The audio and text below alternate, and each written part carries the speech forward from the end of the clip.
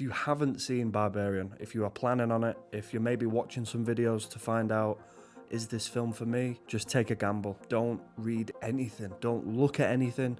Don't even look at pictures. Don't even say the word Barbarian. Hello everybody and welcome back to Lost in the Void. First thing I should say is Happy New Year. Hope you had a great Christmas, hope you were merry, hope you got to see all the people you love, I hope you had a great time. I have naturally been reflecting on the past year, as you do when the new year comes along. 2022 was such an amazing year for horror films. There were so many great horror movies released this year. Nope, Resurrection, Glorious, The Black Phone, to name a few, and of course, Barbarian. This film was on my list for a while. I stayed away, similarly to Nope, I stayed away from all like promotional footage. I knew like the smallest bit of the plot. Basically a young woman who has booked an Airbnb because she's in town for a job interview. She arrives and finds out that the place has actually been double booked. That was enough to intrigue me to the point where I wanted to see it. Then I saw that Justin Long was attached to the cast and I was like, okay. The Scream Queen's back, baby. If you haven't seen Barbarian, if you are planning on it, if you're maybe watching some videos to find out, is this film for me? Just take a gamble. Don't read anything. Don't look at anything. Don't even look at pictures. Don't even say the word Barbarian. This film definitely requires you to go in knowing nothing. No, absolutely nothing. I think knowing the basic premise is enough because let me tell you, this film is pretty wild. It's interesting, I was reading some interviews with the writer and director and he said he started the screenplay basically with like a writing prompt. He wanted to see how many red flags he could put into a scenario in which a man and woman meet for the first time. So when you're watching this movie, you'll notice at the beginning of the film, when Tess turns up to the Airbnb, there are so many red flags. So after Tess arrives at the Airbnb, there's a sort of awkward encounter between her and Keith, played by Bill Skarsgård, most famously known arguably for playing Pennywise. So already in the audience, there's a sort of premeditated thought that, okay, this guy's bad news. This is going to be the villain, right? It's Pennywise. He ain't a fucking good guy. He ain't just some guy who's booked in at an Airbnb. Fuck this guy, get him out of here. The two of them sort of and ah about what they should do, and Keith kindly, a little bit of a red flag, suggests that Tess should stay because, you know, it's late at night, it's a rough neighbourhood, you shouldn't be sat out there in the car on your own, all that stuff. They then have a kind of pleasant evening. They drink some wine, they get to chatting, they have a lot of similar interests, it turns out. Great, what's so scary about that? Things start to go a little bit sinister during the night. When Tess is asleep, she wakes up. She hears a sort of screeching sound and she wakes up and sees that a door is open. She goes out into the hallway and notices that Keith is having sort of night terrors. So she gently tries to wake him. This just freaks him out even more. But then the two of them go back to sleep and wake up as though nothing's happened. The next morning, Tess is looking for some toilet paper and ends up in the cellar. Now this is where things go south. She notices a piece of rope that goes through the wall, and after pulling it, opens a secret door. In this hallway there are numerous rooms, and in the one that's open she finds a dirty, bloodied mattress, a video camera and a bloodied bucket on the floor. Naturally she's like, whoa, what's this? So completely freaked out, she goes to leave, but what's happened? The door's locked, so she's trapped and she has the only set of keys. Nice. After a couple of hours, Keith returns home, manages to get her out. So Tess decides naturally to tell Keith what she found in the cellar. And after telling him of the blood-soaked mattress, the camcorder, the bloodied bucket, his reaction was like really odd. Like really odd. I don't know about you, but if somebody came to me in a panic and told me that they found these things in the cellar of a rented property, I'd be out the fucking door, man. But his reaction is instead like, oh, you know, it's just a cellar, it's just full of junk. It's like, what kind of junk have you got in your cellar, man? That for me was a big red flag. That was the moment where I decided I didn't trust him. Up until that point, I thought he's just a bit of an oddball, nice guy. I think his intentions are good. But when he reacted that way, I thought, you've done some stuff, buddy. you've seen some shit. So in an attempt to calm down Tess, Keith offers to go down and take a look for himself, see it with his own eyes, because, you know, you can never trust a emotional woman, right? Bullshit, man. I didn't trust him. But down he went, and Tess promised him that she would stay just in case he ended up getting locked in there, like she did. About a minute goes by, and she's calling his name, No response. So she's freaking out. And against her better judgment, she decides to go down before cleverly putting a kitchen chair in front of the door so that they don't get trapped again. Now, this was a smart move. This was a very, very smart move. Because up until this point, we were under the impression that Tess was, you know, a street smart, intelligent woman. And I'm not saying she isn't. But she made a couple of decisions that kind of go against that. Fair enough, she booked an Airbnb in a shady part of town. Sometimes these things can't be avoided. As Keith said, maybe there was a convention in town, maybe all the hotels were fully booked. I don't know. The film never really goes into that again. But the fact that she willingly comes into the house and agrees to spend the night with a stranger who does seem a little bit odd, not the smartest move. So Tess goes down into the cellar and she goes into the room and he isn't there. And she looks under the bed, isn't there? He's nowhere to be seen. It's only when she turns around, she sees another secret door leading even deeper into this house. This is where the fear really starts to set in. She starts calling his name and she gets a response back and it's screaming. He's screaming, this guy is in trouble. She needs to go down and help him now. Or she can turn back and leave him. She of course goes in. She finds him. He claims he's been bitten by somebody. And the tension and the horror is just like at a maximum. And it crescendos when a figure appears behind Keith, grabs him by the head and... well, you know the rest. Now, honestly, this first 40 minutes of the film was nearly perfect for me. The performances were great. The music that came in the sequence in the tunnels was just amazing. It didn't overpower the performances at all. It only heightened the terror. It was so good. But I think what made it even better was what happened next. The film just hard cuts to Justin Long driving along in his fucking nice car on the highway. He's fucking, the sun's blaring, he's singing a tune, everything's great. Amazing. I couldn't stop laughing. I actually thought, have I sat on the remote? Is this a different film? It was amazing. And so everything we've just seen, the nightmare, the terror, is all just put on the back seat for now. We're driving along, we're getting to know AJ, played by the legend that is Justin Long. And if anybody knows Justin Long's filmography, you'll know that he often plays quite similar characters. He's always the good guy. He's always somebody that we empathise with immediately. And he's always somebody that we love, at least most of the time. I haven't seen all of his films. If there is a film where Justin Long plays a piece of shit, please do let me know because I'd love to watch it. Because I loved him in this. He was so good in this film. I think it was really smart of the filmmakers to cast Justin Long in the part that they did, in a similar way to the way that they cast Bill Skarsgård, because you have a preconception of the kind of characters these actors play. I see Bill Skarsgård, I see the potential for a really terrifying villain. I don't know what it is. It might be his eyes. I don't know. I'm sorry. And I see Justin Long and I see the good guy. I always see the good guy. But what Barbarian does really, really cleverly is it completely flips that on its head. Justin Long is a piece of shit in this movie. I'm not saying it's black and white. He's a totally bad dude. He's a totally good dude. But yeah, if you've seen it, you know. On his idyllic drive on the highway in the sun, he gets a phone call from somebody that's attached to a TV show that he's recently piloted. Turns out one of his co-stars has made a really serious allegation against him. His whole world just starts to crumble before us, basically. And the whole time you're asking, what does this have to do with the Airbnb? What does this have to do with Tess and Keith? How is AJ going to get from here to there? After a meeting with his lawyer, he soon realises that this allegation is going to set him back, not just emotionally and professionally, but financially. He decides to dissolve some of his assets, which is numerous rented properties in the state of Michigan, Detroit.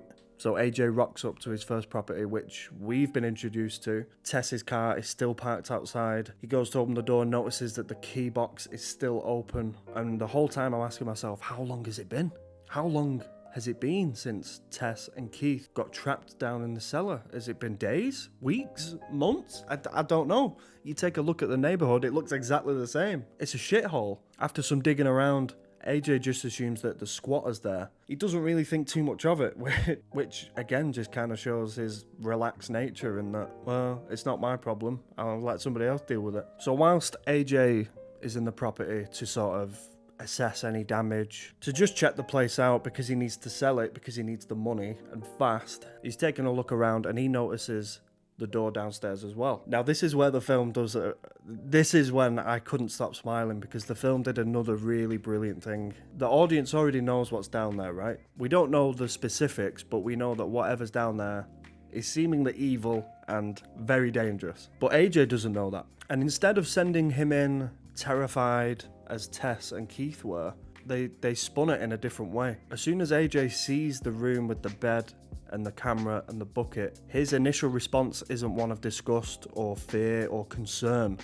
It's, oh shit, the fucking value of this property just increased, is a completely narcissistic one. The only thing he sees is how this whole thing can better him financially. He didn't know that this space was there, so in his eyes, his property just increased in value. It increases in size, it increases in value. The next couple of minutes shows him walking around the caves. He's got a tape measure, he's got a torch, he's even got a knife. But like Tess and Keith, he eventually runs into whoever it is that lives down there, who I'm gonna call Mother because of, you know.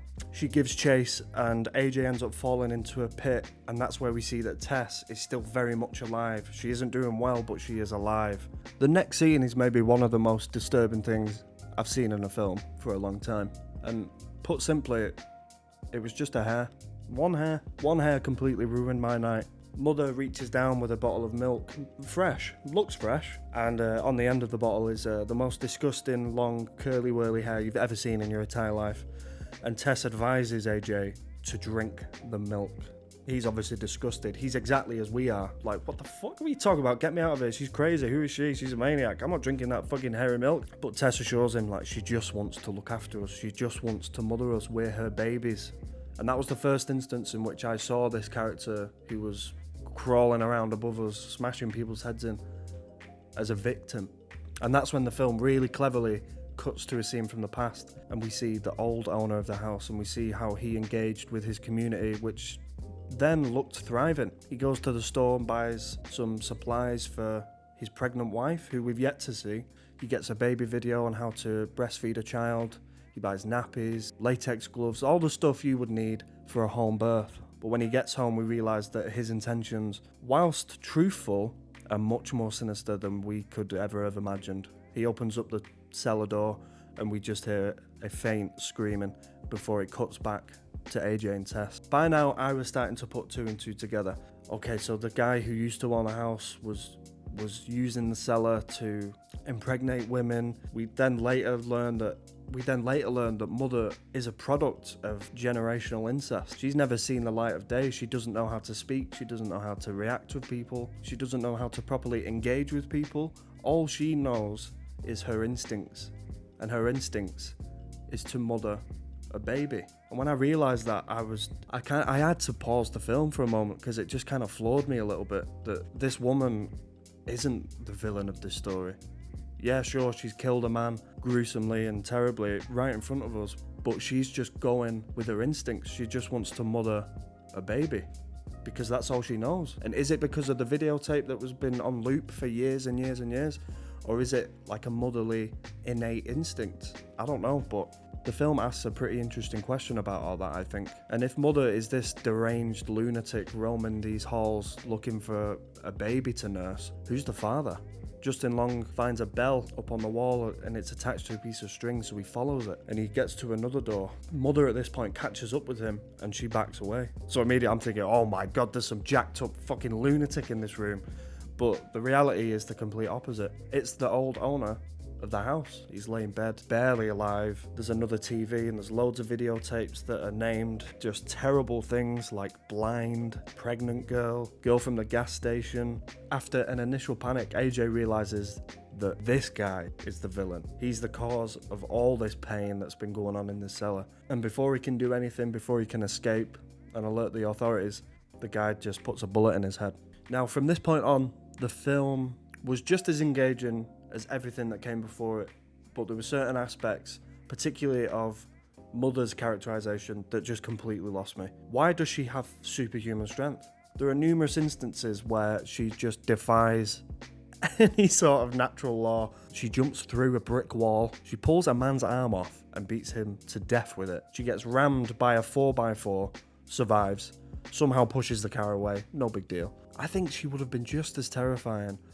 And maybe more engaging if the filmmakers just made her not a part of the X-Men or something. I don't know. And whilst there are issues, particularly in the last 20 to 30 minutes, the last couple of minutes of this thing really just knocked me for six. I really didn't expect such an emotional ending from something that started off like I was knowing what to expect before flipping it on its head, before flipping it back again, and then injecting a little bit of humour into it, and then now I was just so emotional in the end. After a brief chase scene, Mother catches up with Tess and AJ, and AJ, in a moment that completely just solidifies his character, in that moment that he throws Tess off the roof, that is who he is, that is who AJ is. He will save himself no matter what. He will do whatever it takes to save himself. Tess is falling to her death, and Mother, without hesitation, jumps off to save her baby. AJ goes down and checks and is relieved to see that Tess is still alive, and tries to convince her that, I had to do what I had to do. Oh no, I'm saving you. It's okay. It's okay. Again, there's just this like justification of what he did and why he did it, and how he's not the bad guy, he's a good guy. I'm a good guy, I just did a bad thing. But unbeknownst to any of us, Mother is still alive. She leaps up, gorges AJ's eyes out, and crushes his head like a watermelon. And you know what? He deserved it. Fuck him. And the next minute is where I kind of just lost it a little bit. Mother sees that Tess is bleeding out. She got shot, she fell off a fucking roof, and she's in pain, she's struggling. And as a mother would, she tries to comfort her. She tries to, she touches her, she touches her wound, she tries to comfort her in this really painful time. She starts signaling back to the house, saying, back, saying, let's go back, I can take care of you there, I can give you more hairy milk if that's what you need. It was just the humanity in this woman that was coming across was just so beautiful. It really took me by surprise. I was genuinely really emotional. And again, I had that moment where in those final moments, I think you see her as who she actually is. A woman who was dealt the worst hand maybe ever, who's just trying to do the only thing she knows how to do, which is be a mother. Tess knows what she has to do, but she doesn't want to do it, but it's the only way either of them are ever going to escape from this nightmare. She picks up AJ's gun, shoots her in the head, and that's the end. It was, man, what an ending. What an ending. The film was so nearly perfect. It was so close, man. For me, for my personal taste, of course, these are just my opinions, but I had a hell of a ride with this film. What a film to end 2022 on. I'm so glad I waited until the right moment, and it really did feel like the right moment. There were just certain characterizational points, particularly with Tess and Mother, that I think really held this back for me from being perfect. But nothing is perfect. I wouldn't want it to be perfect, but man, what a movie.